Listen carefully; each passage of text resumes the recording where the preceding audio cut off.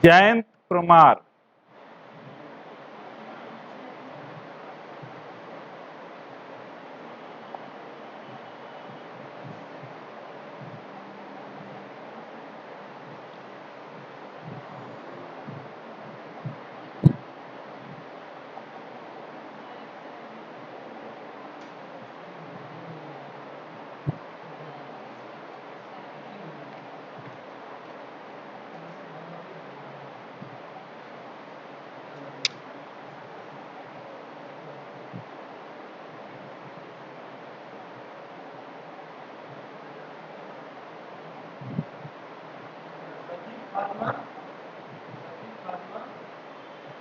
कौन? शफीक फातिमा शेरा।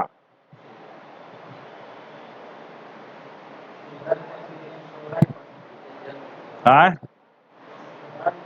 शोरा उसको कैसे पढ़ा जाएगा? शोरा पढ़ने के लिए अलिफ रहेगा ना। शायर की जमा शोरा जो है तो उसमें रे के बाद अलिफ होगा ना।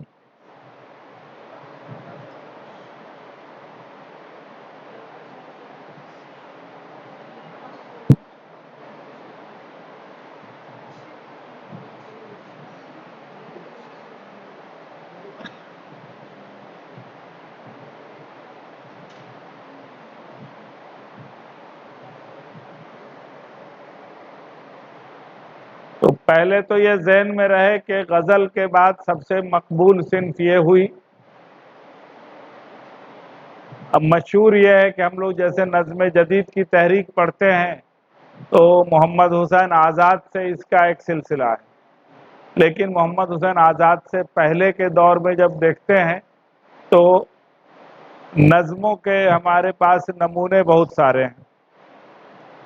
मोहम्मद कुली कुतुब शाह का जब दीवान देखते हैं तो उसमें भी किसी एक मौजू को बुनियाद बनाकर नज़्म लिखने का रिवाज मिलता है।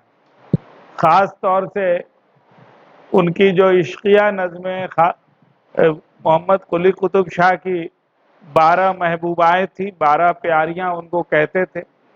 सबका उन्होंने कुछ कुछ नाम भी मुतय्यन कर रखा था, तो उन पर उन्होंने अलग अलग नज़में कही हैं।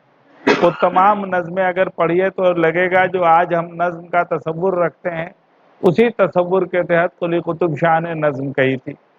वो नज़में उस ज़माने में नज़्म का नाम उन्होंने नहीं रखा, लेकिन वो सब नज़में हैं। तो इसीलिए जब उर्दू नज़्म की तारीख़ पर गौर करते हैं तो सबसे पहले मोहम्मद कुली कुतुब शाह हमें याद आते हैं, और दक्कन के शुअरा में नहायत अहम शायर हैं। उसी तरह से शुमाली हिंदुस्तान में कदीम शुअरा में देखते हैं तो एक तो हमारी नज़्म की तारीख़ के जो सबसे बड़े शायर हैं नज़ीर अकबर आबादी 18वीं सदी और 19वीं सदी के आगाज़ में ये हम मौजूद हैं। तो हम ये नहीं कह सकते हैं कि नज़्म जदीद ही के दौर से शुरू हुई। उसके बाद शुमाली हिंदुस्तान में फ़ाइज़ देहलवी बहुत अहम शायर हैं जिन्होंने बिल्कुल नज़्म के मुताबिक, नज़्म के तसव्वुर के मुताबिक कुछ कलाम कहा था। उसके बाद जब नज़्म जदीद की तहरीक शुरू होती है, नज़्म जदीद का, तो नज़्म जदीद की तहरीक इस तौर पर शुरू होती है कि अंग्रेज़ी में मौज़ूआती नज़में लिखी जा रही थी और उनका चलन अंग्रेज़ी ज़बान में बहुत बढ़ गया था। तो ये बात जब मोहम्मद हुसैन आज़ाद को अपने अंग्रेज़ साथियों से मालूम हुई तो उनको ये बात अच्छी लगी और उन्होंने अंजुमन पंजाब की नशिस्तों में बार बार ये सवाल उठाए और फिर खुद उन्होंने नज़्म कही और उसके इत्तिबा में एक सिलसिला शुरू हो गया और उर्दू में नज़्म गोई बढ़ने लगी। नज़्म गोई बढ़ने लगी तो खुद अंजुमन पंजाब से सैकड़ों की तादाद में नज़में लिखी गईं और उसी अंजुमन पंजाब से हमारी ज़बान में नज़्म के बड़े शायर अल्ताफ़ हुसैन हाली उभरते हैं, मोहम्मद हुसैन आज़ाद उभरते हैं, और बच्चों की शायरी के लिए सबसे मोहतरम नाम इस्माइल मेरठी भी उसी अंजुमन पंजाब से उभरते हैं। अंजुमन पंजाब लाहौर में कायम थी, लेकिन लाहौर में ठीक उनके बाद के दौर में علامہ اقبال اور نظم طباطبائی لاہور سے آتے ہیں. جو مڈل انڈیا ہے، جو ہمارا وسطی ہندوستان ہے، اس میں چکبس جیسا شاعر، سروج جہاں آبادی جیسا شاعر ابھرتا ہے. یہ سب نظم کے مشہور شاعر. اقبال بھی غزل کے جتنے بڑے شاعر ہیں اس سے بڑے نظم کے شاعر ہیں. اقبال نے غزلیں جتنی کہی ہیں ان کے مقابلے 10 گنا تعداد میں انہوں نے نظمیں کہی ہیں. تو یہ سب ہمارے نظم کے مشہور شعراء ہیں. ایک نام ہم کو لگتا ہے کہ چھوٹ گیا ہے، یہاں لکھ لیجئے، جوش ملی آبادی ترقی پسندوں میں. جوش ملی آبادی.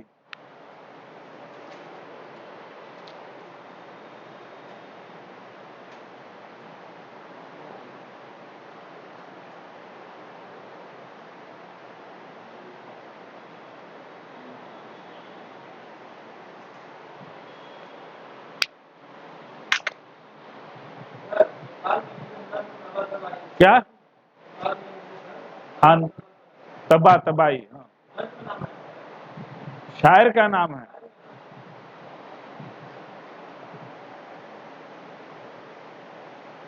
تو ترقی پسند تحریک کے دور میں نظم نگاری کو بڑا فروغ حاصل ہوا اور بڑی تعداد میں نظمیں لکھی گئیں. گنتی کے اعتبار سے بھی دیکھیں گے تو اس دور میں نظم نگار بڑھ گئے. مجروح سلطان پوری کو چھوڑ کر کوئی ایسا شاعر نہیں ہے جس نے نظمیں نہیں کہی ہوں. مجروح نے غزلوں پر قناعت کی، لیکن سارے جتنے ترقی پسند اگر 50 شاعروں کا نام آپ لکھیے گا تو سب کے سب نظم نگار مانے جائیں گے. ترقی پسندوں کے فوراً بعد حلقہ ارباب ذوق قائم ہوتی ہے. حلقہ ارباب ذوق ایسے تو ترقی پسندوں سے مخالفت میں یہ لوگ تھے، لیکن ان سب نے نظم گوئی پر بڑی توجہ کی، اور یہ جو 4-5 نام لکھے گئے ہیں یہ سب کے سب ایسے شاعر ہیں جنہوں نے غزلیں نہیں کے برابر کہیں، کچھ نے تو بالکل نہیں کہیں، اور کوشش کی کہ نظمیں لکھیں. نظمیں لکھیں تو ایک ایک ایسے شعراء ہیں جن کا مجموعہ ہزار صفحے سے زیادہ پر مشتمل ہے. تو ایک چھوٹا سا آرگنائزیشن تھا، لیکن اردو نظم کے ارتقاء میں اس نے بہت بڑا رول پلے کیا، اور ترقی پسندوں سے بڑھ کر نظم نگار اس حلقے میں پیدا ہوئے. یہ لاہور میں آرگنائزیشن چل رہا تھا. اسی طرح سے ترقی پسندوں کے بعد جدیدیت کا جب دور آتا ہے تو اس میں بھی نظم نگار بڑی تعداد میں آئے. غزل گو سے زیادہ تعداد میں نظمیں لکھی گئیں، اور کچھ مشہور نظم نگاروں کے نام ہم نے لکھ دیے ہیں. ہمارے آج کے زمانے میں جو نظم نگار ہیں ان کی ایک مختصر فہرست یہاں دے دی گئی ہے. تو اس سے یہ سمجھ میں آتا ہے کہ محمد قلی قطب شاہ کے دور سے لے کر آج تک یہ صنف مری نہیں ہے. ہم جب مثنوی میں جاتے ہیں، قصیدے میں جاتے ہیں، مرثیے میں جاتے ہیں، تو اس کی تاریخ میں ایسا معلوم ہوتا ہے کہ ایک زمانے میں اس کی اٹھان رہی، ترقی رہی، لیکن اس کے بعد اس کو زوال نصیب ہوا.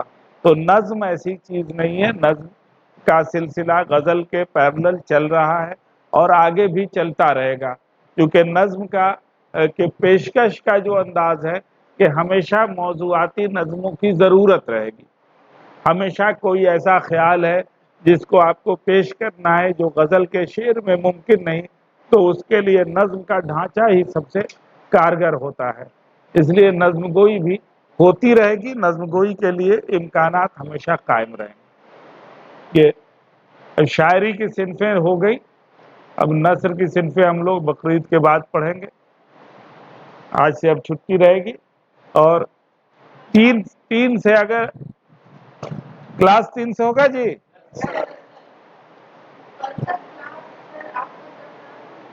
کیا میں تو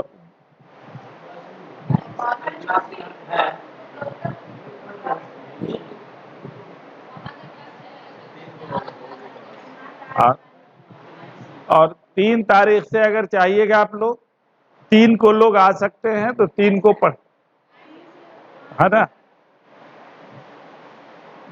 جو دور کے ہیں ان کو ذرا دقت ہوگی، لیکن وہ بھی آ سکتے ہیں. یہ بار بار امتحان نہیں ہوتا ہے. کیا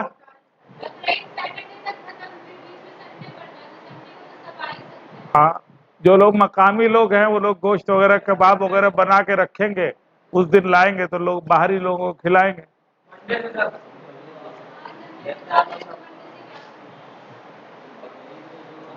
ہاں تو 3 تاریخ کو ہم لوگ پھر ایسے صبح سے یہی رہے گا ٹائم جی، 3 کو ایسے ہی 7:30 سے رہے گا آپ لوگ۔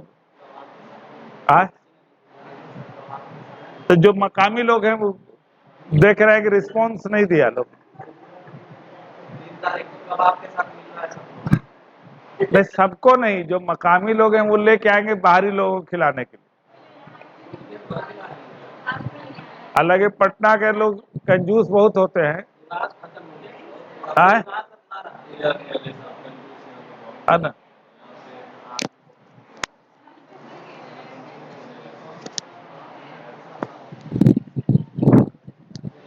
چلو لے لو۔